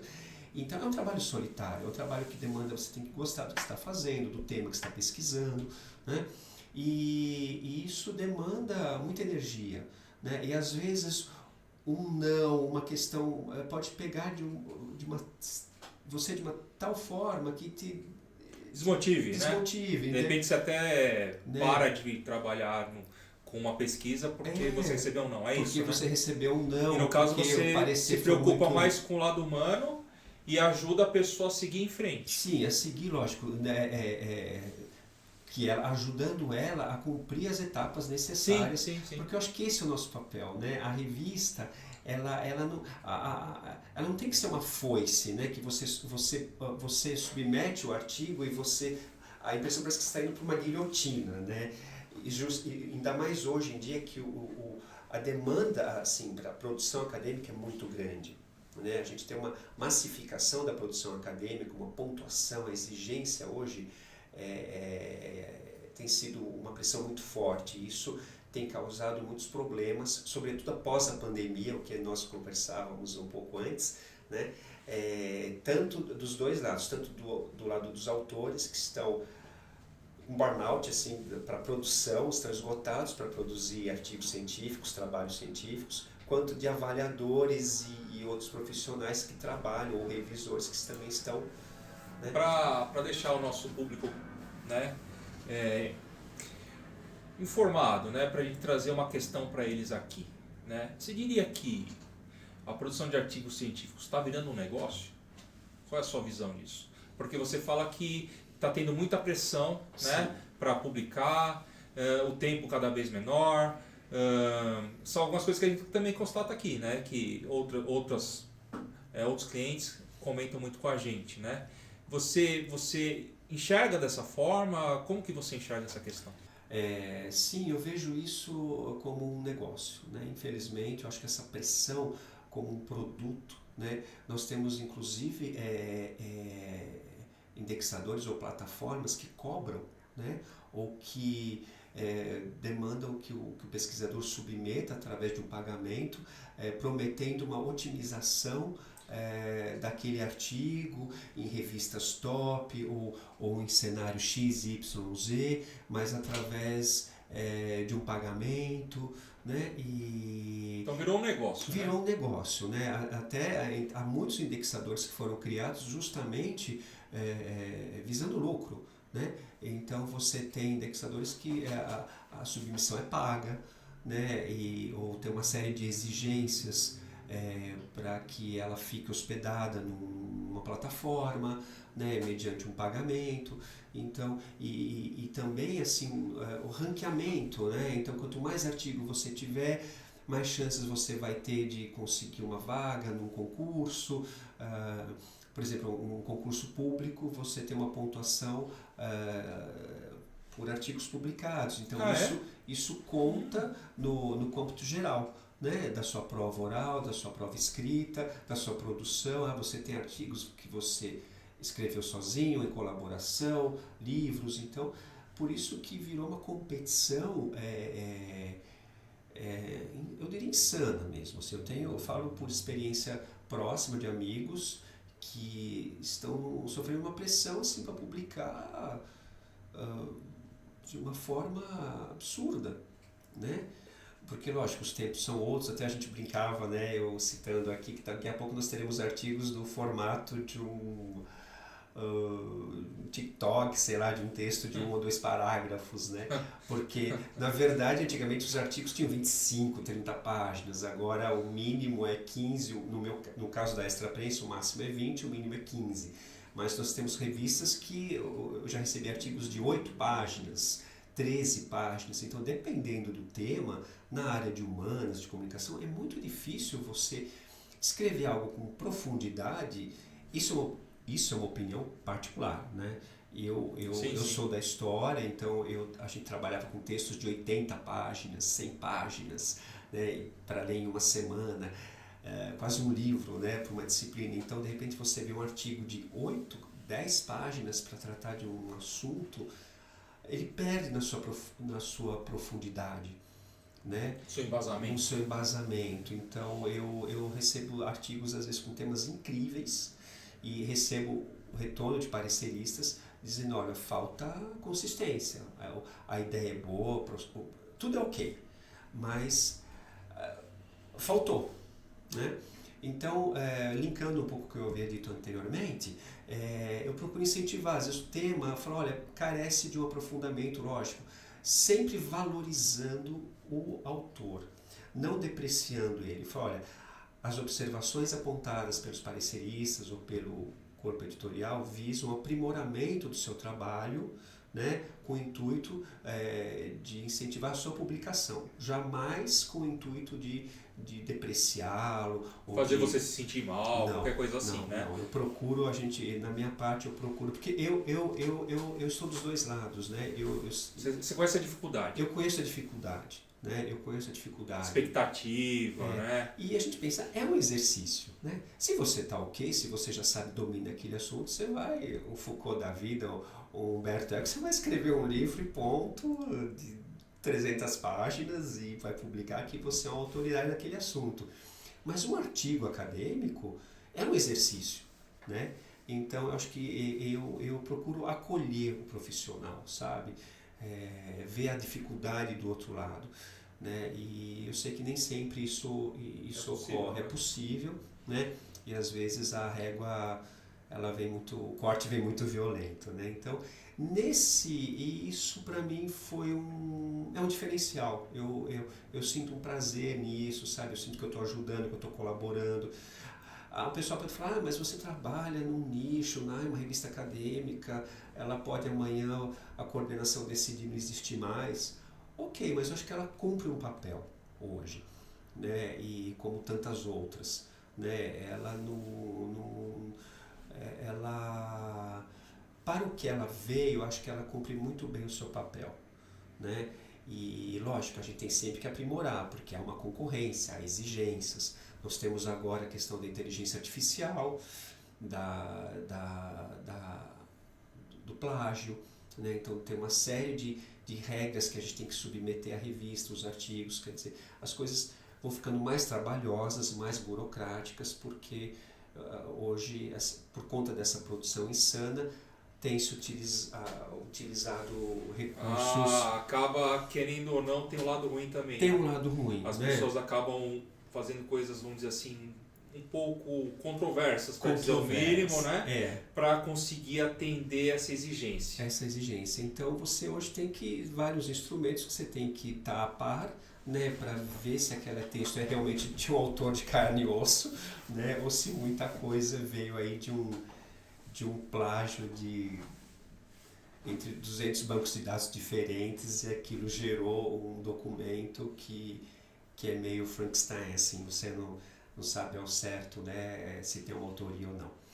Mas eu não sei se eu respondi a questão ou devagar. Não, respondeu muito bem a questão. Porque realmente eu encontrei hoje um equilíbrio entre a minha trajetória, né, e essa atividade. Acho que uma coisa complementa a outra, né, por ser um tema ligado. Porque antes de eu focar na questão do patrimônio, a gestão é cultural, né? Eu que escolhi do campo cultural, eu escolhi o campo da memória, da identidade, do patrimônio, que tem a ver com a minha formação de historiador, né? Então poderia ser um outro campo, né? Do teatro, cinema, literatura, X, né? E como é uma revista de cultura latino-americana, Brasil latino-americana, ela possibilita uma navegação fluida, assim, com todos esses temas, né? Então é um trabalho gratificante. É trabalhoso, né? Porque, né, a gente é meticuloso, né? E a gente corre, tem a questão do tempo, né? A gente está sempre em defasagem no meu caso, a questão do tempo ainda é um ponto difícil de gerenciar plenamente.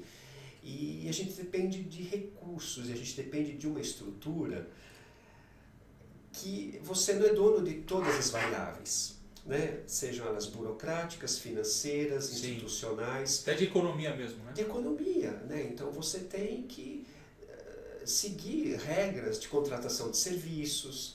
A coisa às vezes funciona, às vezes não funciona tão bem, tem que partir do zero, só que o tempo avançou. E dá um trabalho, né, burocrático, querendo ou não, porque é importante, mas é burocrático. Acaba atrapalhando, acaba às vezes atrasando o planejamento, né, que a revista tem. Sim. Né? Não inviabiliza, mas atrasa, né? Mas felizmente eu conto com uma equipe muito boa, né? O meu coordenador é uma pessoa excelente, assim, o professor Denis de Oliveira, os meus colegas diretos, Maíra Carvalho, o João Roxson.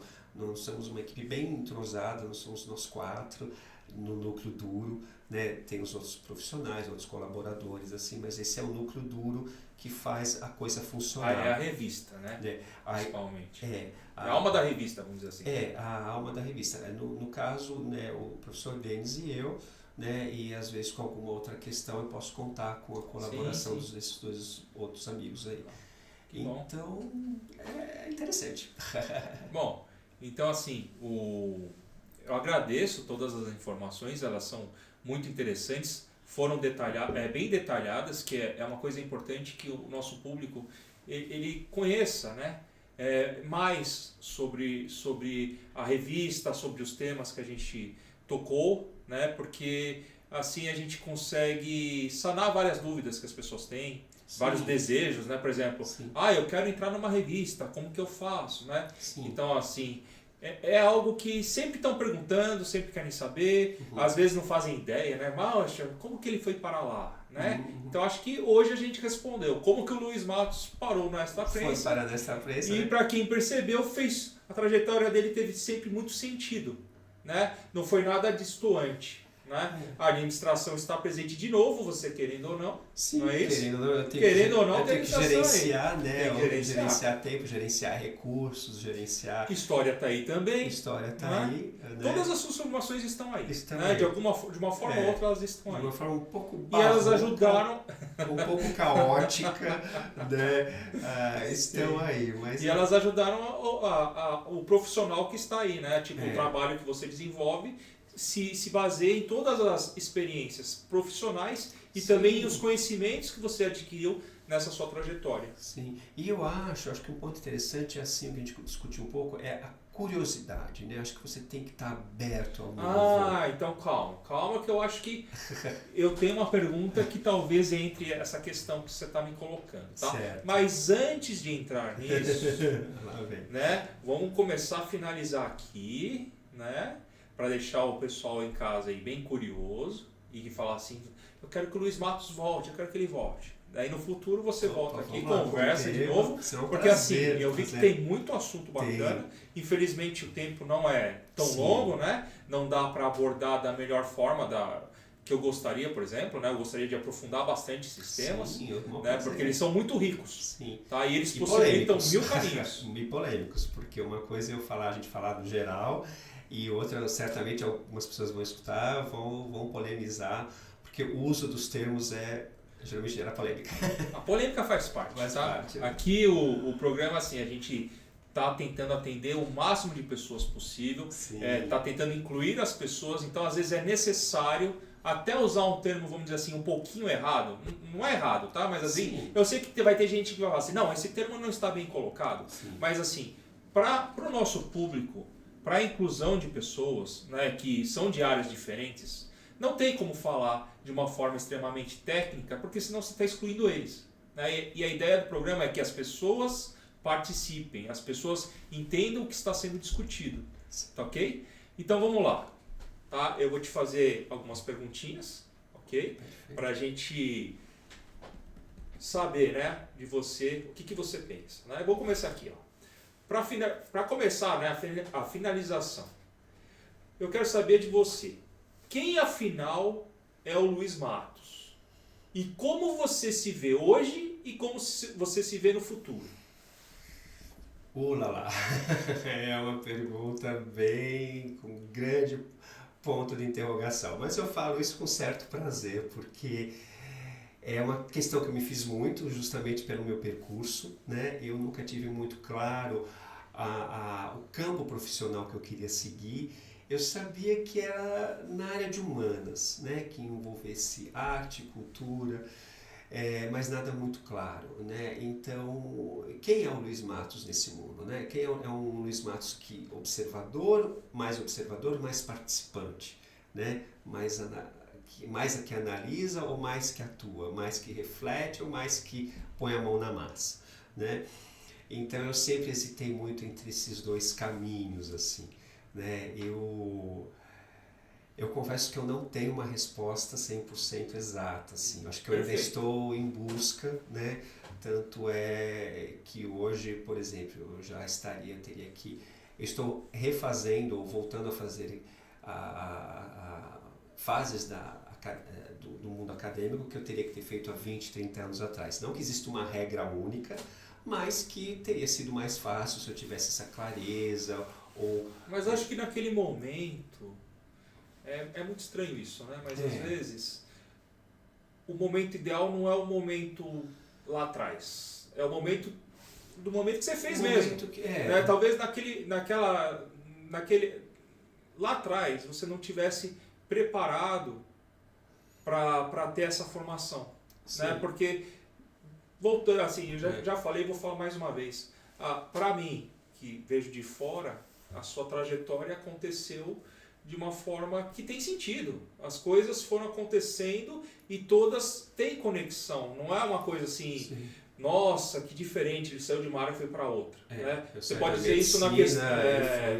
artes plásticas, né? Porque mesmo assim, você pode falar assim, a administração foi um ponto fora da curva. Não foi, porque você usa a administração hoje. E isso possibilitou várias... propostas que você fez nos trabalhos que você teve. Né? E como você disse, no momento que você fez o curso, não era algo, né, que havia no Brasil uma formação específica para o que você buscava. Então a forma que você conseguiu contornar isso foi fazer um curso puro de administração, não atendia, por isso você foi fazer história, por isso você foi fazer as suas outras especializações e agora você está fazendo seu mestrado e está trabalhando na área. Né? Todos os seus trabalhos também, você sempre teve relacionamento com o que você estudou. Sim. Então acho que eu diria que Luiz é esse. É um Luiz com uma fase que eu me identifico muito, né, com o barroco, né, cheio de voltas, de curvas, de idas e vindas, reentrâncias, claros e escuros, né. Eu fiz as pazes com a arquitetura moderna, então com as retas, com o brutalismo, então hoje eu está se conformando já, né? Às vezes eu tenho que ser, né, moderno, né, Sim, então sim. opa, vamos objeto, linha reta, vamos lá, né, mas eu confesso que a minha identidade, eu me sinto hoje em paz, sendo esse Luiz ainda que está em busca, né, acho que a gente está sempre em busca, e a história é isso, né. Mas agora você está mais tranquilo, então? Eu estou mais tranquilo, assim. Tá. Existe uma certa angústia. A gente da área de humanas, das artes, nós somos eternos seres angustiados. Faz parte, né? Faz parte. Né? Quando você questiona isso, tem interesse por história, a história é angústia, né? A história humana, a história... Né? Faz parte. E a gente somos várias camadas, né? Então, para muita gente, não, memória... Quando eu sou muito apegado à memória, né, a história das coisas. Não é à toa que eu segui a carreira acadêmica na área de história, porque para mim as coisas têm um significado, né? A perda daquele significado não é traumático, ocorre, né? Mas de um referencial, de uma identidade, é complicado. Né? Acho que é isso que nos alimenta, é isso, voltando lá até a ponte do turismo, né? Quando você vai num lugar, você quer resgatar uma memória, você quer trabalhar com, você quer ir ao encontro de algo que te aqueça, que te acolha, né? E se você perde esse referencial, seja através de uma tragédia, de uma guerra, de um N coisas, fica um vácuo ali. Então, a forma de eu lidar hoje, né? Quem é esse Luiz? É um Luiz que se completa nessa perda entre vários interesses, né? Essa perda, entre aspas, né? esse explorar vários caminhos, mesmo não de imediato, não indicando o caminho, possibilita um embasamento, possibilita uma base sólida para você enfrentar as adversidades que você vai passar justamente por não ter tão claro as suas escolhas. Parece meio paradoxal falar assim, mas é um pouco como... Antes isso era muito angustiante, mas hoje eu fiz as pazes, porque vai ao encontro da sua identidade. A minha identidade é essa, né? De querer explorar vários aspectos de várias áreas, essa curiosidade infinita. E então como que eu posso usar isso ao meu favor, né? Então, profissionalmente eu não sei como me vejo daqui. Hoje é uma grande incógnita, sinceramente. Eu já me imaginei de várias formas, estou trabalhando em outras questões, gerenciando uma instituição, uma fundação, trabalhando em algo específico mesmo, a patrimônio. Mas eu acho que eu ainda estou muito mais na reflexão teórica do que numa ação prática, né? Pode ser que eu tenha a oportunidade de desenvolver isso daqui a um tempo, terminando um mestrado, né? Nessa linha que a gente poderia discutir esse tema, que seria um prazer, né? Até pensar numa revista específica para isso, né? Mas é uma questão que eu deixo um pouco em aberto, né? Perfeito. Esse caminho. Então vamos aproveitando, né, o que você falou, vamos ver se tem sentido com o que eu estava pensando aqui, tá? Bom, foi legal a nossa conversa, né? Eu percebo que você é muito positivo, você é muito motivado, né? E assim, né? Aproveitando, né? Eu queria saber, né? Como que você consegue ser tão motivado, ser tão positivo, sendo que hoje a gente vê as pessoas sempre, parece que vem a coisa de uma forma negativa, as pessoas esquecem de criar um bom ambiente porque elas estão muito presas em resultados, né? Em fazer resultados e complementando, né? Sim. Qual que é o seu propósito, né? O que te motiva a continuar sempre em frente e te dá força nos momentos adversos? Eu acho que a princípio seria essa curiosidade, né? O interesse em explorar o que esse mundo nos oferece. A questão de ser positivo e ter uma visão positiva, né, não é uma visão, lógico, que deixa de lado os problemas humanos, os problemas nos quais nós passamos, pode ser a nível familiar, a nível social, ou nacional, ou internacional. Eu acho que tudo isso nos afeta, né? Mas eu penso assim, qual a vantagem de eu estar negativo? Qual será a minha colaboração se eu estiver com um pensamento extremamente negativo? Lógico, eu não critico quem tem N questões que, dependendo da sua fragilidade, da sua natureza, lógico, tem questões que pegam mais, tem questões que pegam menos, né? Mas eu penso assim, tá, nós temos adversidades em vários níveis. O que eu posso, a partir de onde eu estou, de que forma eu posso colaborar com essas adversidades? Eu penso assim, eu não vou resolver os problemas do mundo. Quando você estuda história, você vê tudo que nós passamos, discutimos e questionamos hoje. Se você pegar a Grécia 2000 anos atrás, essas questões estão postas. Então, não importa o período histórico, não importa a cultura, não importa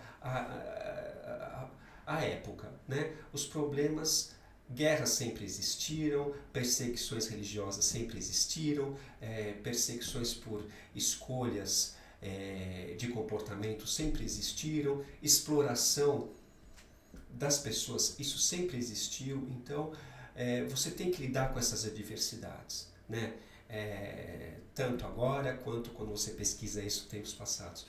Então, eu penso assim, você tem que ter uma clareza e pegar isso com as mãos e falar, ok, vamos em frente, né? Se eu me deixar abater, qual a vantagem de eu estar aqui? Qual a vantagem, né? Eu sei de pessoas que têm um peso muito grande, né, com as dores do mundo, e como isso inviabiliza que elas sigam em frente, como se pisassem em cacos de vidro, né?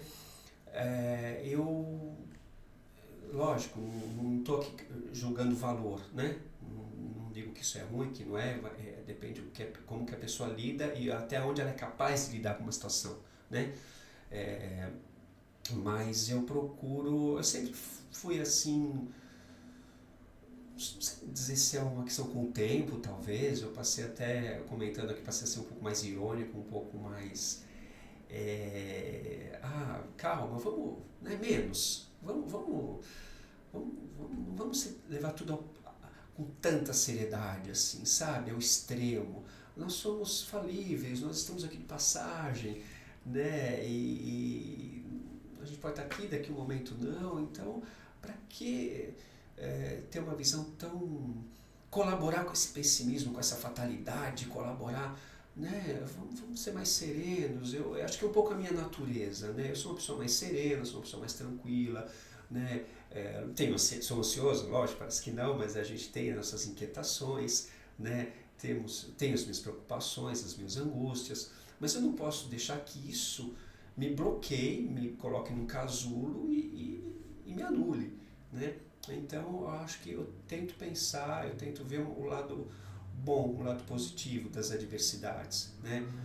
Mesmo quando eu fui confrontado com situações profissionais que eu não tinha certeza, lógico, tem um momento de pânico inicial, da fuga, do recuo, mas depois falo, não, é isso que surgiu, vamos lá, o que eu posso fazer, né, de uma forma, usando um termo aqui, né, colaborativo, né, de uma forma positiva, né, porque a gente não é sozinho, né, a gente trabalha em sociedade, em conjunto, no coletivo, a gente não é uma ilha, a gente não vive numa bolha, né, muitos preferem viver e vivem até, numa bolha, mas a gente tem que levar em consideração sempre o outro, né, de uma forma pensar que não há diferença, né? Então, eu acho que isso dá uma certa paz e permite com que você trabalhe com a diversidade, com pessoas diferentes, com situações diferentes, né? E mantenha uma visão positiva do mundo, assim. Eu procuro manter uma visão positiva porque a forma como eu vejo o mundo, mesmo, você está sendo muito cor-de-rosa, não. Como eu disse, as tragédias sempre estarão, as guerras estão aí, né? A realidade nossa é dura, mas se eu me render a isso, qual a saída? Então, termina a sua vida, aperta o botão, vamos extinguir tudo e começar a voltar 3 milhões de anos atrás, né? Não, eu acho que a gente tem que ser positivo e de uma forma serena e manter uma alegria. Eu seria contra a minha natureza, né? Se eu não consigo pensar diferente, ser diferente. Bom, Luiz, agradeço sua participação. Nossa conversa foi muito proveitosa e acredito que quem esteve nos acompanhando até agora gostou muito. Sendo assim, pessoal, peço que curtem, compartilhem e comentem. E também sigam nossa página, né? E principalmente, não esqueçam de ativar o sininho para acompanhar todas as atualizações e novos vídeos que nós colocamos em nosso canal. Obrigado, Luiz Matos. Eu que agradeço, Luiz, a oportunidade, né, em participar desse podcast, em conhecer você, conhecer a sua equipe, conhecer a instituição e, de uma certa forma, colaborar com esse trabalho, divulgar esse trabalho, né, desmistificar esse trabalho, né, e mostrar que é um campo rico, que possibilita muitas escolhas e caminhos de satisfação profissional, pessoal, né, e que gera resultados positivos, aí, não só no campo acadêmico, mas no entendimento do humano, né? Eu acho que é isso que vale a pena, né? De que forma a gente pode se entender enquanto humano, né? E através da reflexão, da pesquisa de um tema, de um assunto, de uma inquietação nossa. Eu acho que o texto permite isso e, felizmente, hoje, com essas tecnologias, elas estão mais acessíveis, né, a todos os interessados. Então, agradeço novamente, agradeço a todos que nos ouviram aqui, que tiveram paciência e estou aberto a participar para a gente aprofundar quaisquer um desses temas que nós abordamos aqui. Muito obrigado. Bom, para quem nos acompanhou até agora, vamos aproveitar o nosso convidado, né? Façam suas perguntas. Ele vai estar acompanhando no chat e vai estar respondendo durante a semana. Nos vemos novamente no próximo programa com mais um convidado especial.